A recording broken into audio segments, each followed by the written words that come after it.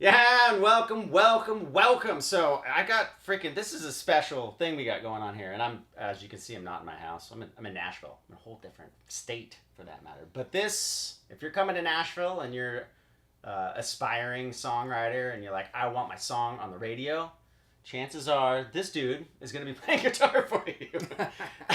But we're gonna do a series with Rob, and Rob is amazing because it's not like he can do one thing. I sit in a room and I'm like, you freaking bastard. You can play every style you can imagine and does it well. So today, it's true. Don't be bashful. Just loud and proud. Oh, well, yeah, he's right. He's totally right.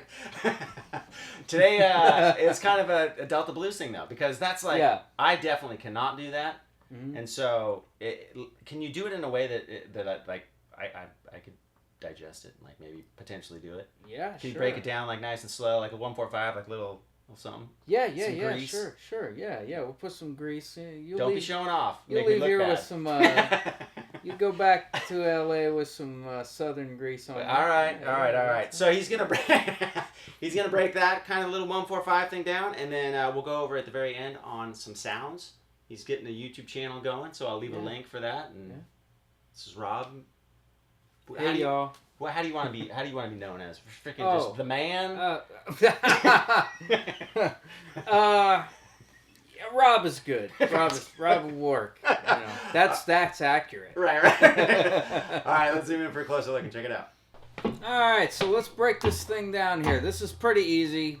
It's kind of just that Delta Blues thing. It's all about the feel. I'm gonna explain what I'm doing, but none of this is got to be exact.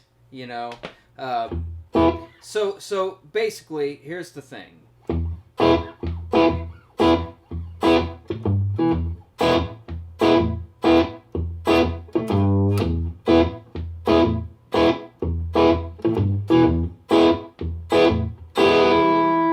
Okay, so what's going on here is mostly with this picking hand, and I'm not using a pick, but you can do it with a pick, and I'll show you that here, how that sounds in a minute. So the main thing you gotta focus on here is getting that low note going. We're in E, so that's just an open E note, right? So 1, 2, 3, 4. And you're just trying to get that groove going, just a steady thing. Now, one thing that's going on with the picking hand is you hear how I'm kind of cutting off the notes a little bit. That's happening with two things here. I've got my palm resting on where the string meets the saddle here, right at the edge. So it's kind of muted even when I strike it. And then I'm hitting it with my thumb and deadening it with my thumb, but giving the note full value that it's supposed to have. So if I take my hand off, and that's not as funky. Not funky. Funky. Feel the difference? I bet your mom will feel the difference. No, I'm kidding. I don't even... Anyway, so that's the thing. You just get that going, and then the other component is the treble strings. So basically, what I'm doing here with my middle finger and my index finger is an upstroke, right? I'll show you what this part sounds like without the bass notes. 2, 3, 4, 1.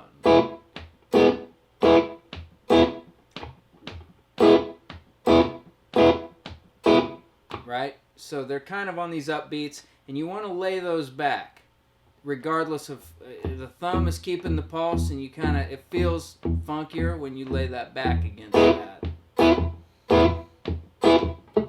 Instead of, if you lean too far forward on it, not funky.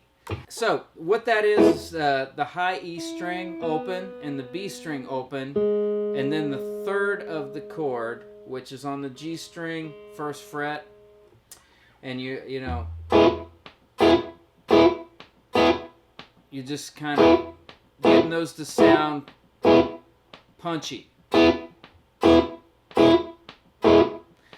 And I use the neck pickup when I'm doing this kind of thing because it just kind of drives the amp a little bit more into a little bit of natural distortion. I think that sounds better than using the bridge pickup. I mean, well, actually that sounds pretty good too, but trust me, it's a little bit better with the neck pickup. Just don't argue with me about that, okay? Anyway. So, okay, now let's put these things together really slow, you know. Yeah, let me get this slow here. 1, 2, 3, 4.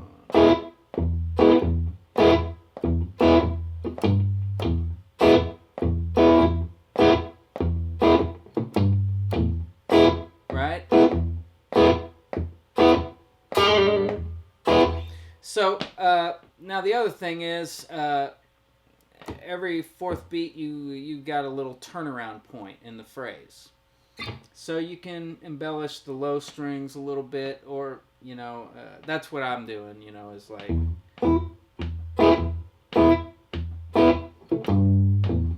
See that? And all that is I'm just kind of hammering on from the low E string.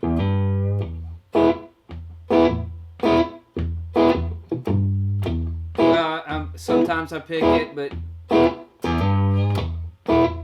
you know, none of this is exact science. You know, you don't have to nail everything exactly right, you know, all the time. It's just got to have that pulse and the feel. And if you miss a bass note here or there because you're doing something different with the maybe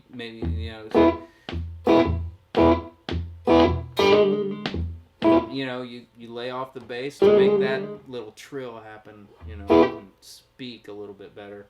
You know, you can take this anywhere you want. It just kind of has to, as long as you've got the general feel and you're laying things back in the right way and pushing with the low string a little bit, you know, you just keep that pulse going and lay this back.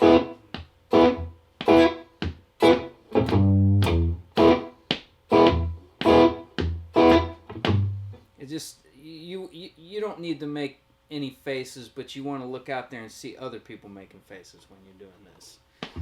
Alright, so now we're going to concentrate on what you could do if you went to the 4 chord, which would be A in this case, since we're in the key of E.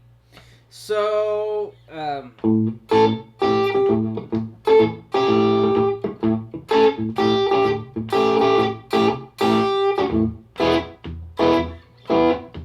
so what I was doing there, you got your A chord, and then you take your pinky, you want to keep the pulse going with the open A string, and then you add to it this formation, which is you bar across the D, G, and B string in the 2nd fret, and then reach up here with your pinky and hit the 5th fret on the high E string.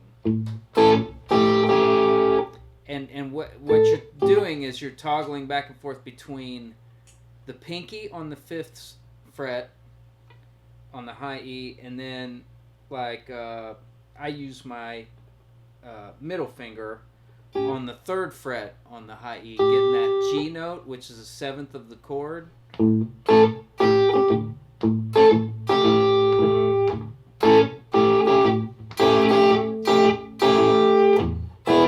You know, so sped up, it sounds like this.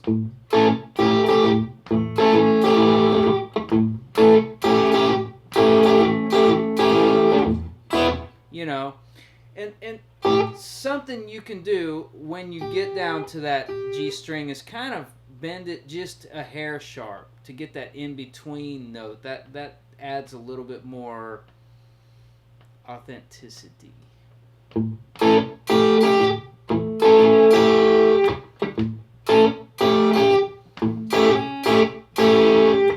You So that's what you do on the 4 chord.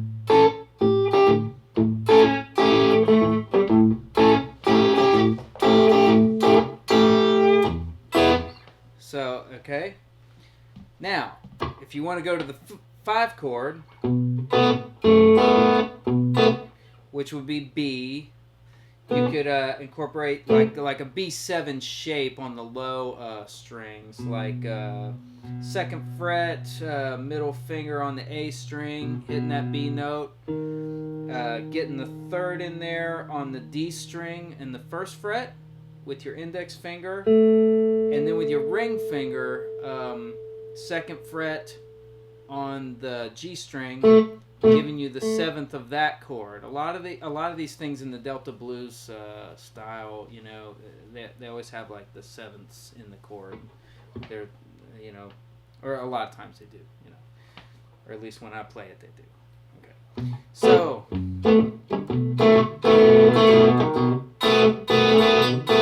And you know, you don't have to do anything fancy on this chord if you don't want to. I mean, I'm just kind of like keeping it going. I'm hitting that open B string sometimes and toggling back and forth between that and the 7th on the higher thing. I'm not really hitting the high E string. You could, but you'd have to. If you were going to do that, you might want to use your pinky and hit an F sharp down there in the 2nd fret. You know, like.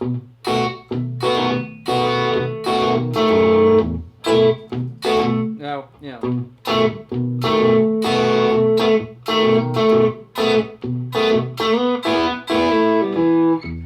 So you could do something like that, where to get back to the E chord, you could you slide with your ring finger, since it's already on that 2nd fret on the G string, and you're just hitting the open E right before you go back to the E, like.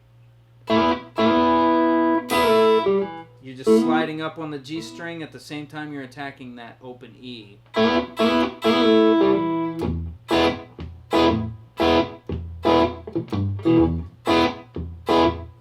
So, that's what you could do there.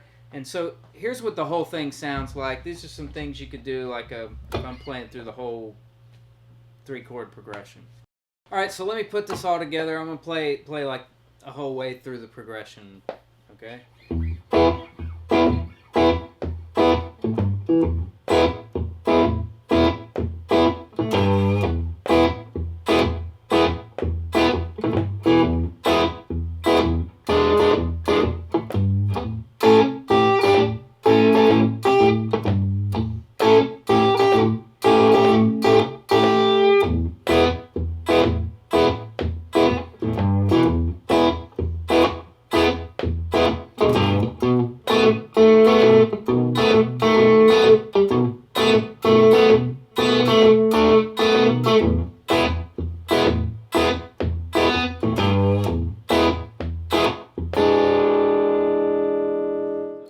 Alright, so this is a little bit more involved version with some embellishments here and there that, you know, some things that you could do that maybe I didn't show you, you know.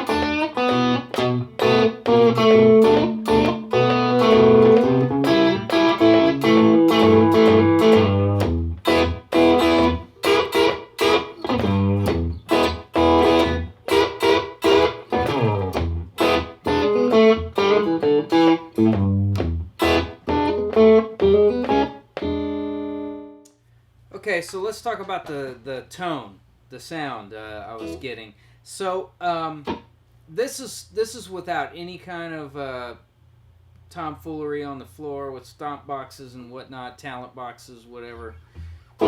This kind of, so this sounds best when you have an amp on right at the edge of breakup, I think.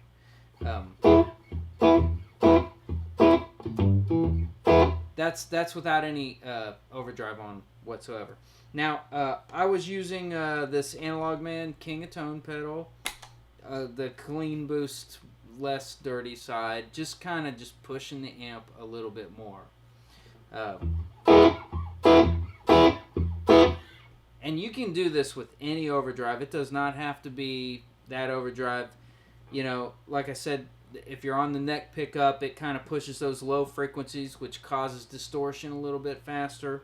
You know, if you're just pushing the amp a little bit with almost any overdrive, it'll sound pretty close to this. Now, I'm a Scotty Moore freak. I know a lot of Mississippi Delta stuff, there's no slapback on there or anything, but I was using a little bit of slapback. I always think that I like it. You don't have to do it, but here's what it sounds like when you put that in. It puts a little air around the note, as long as you don't use too much of it. Like, for instance, if you turn up the mix, something about that just doesn't sound authentic to me. It gets a little bit cartoony. So, if it's just barely in there, it just kind of almost brings a little bit of a room sound into the equation. Sounds like we're in a room, you know.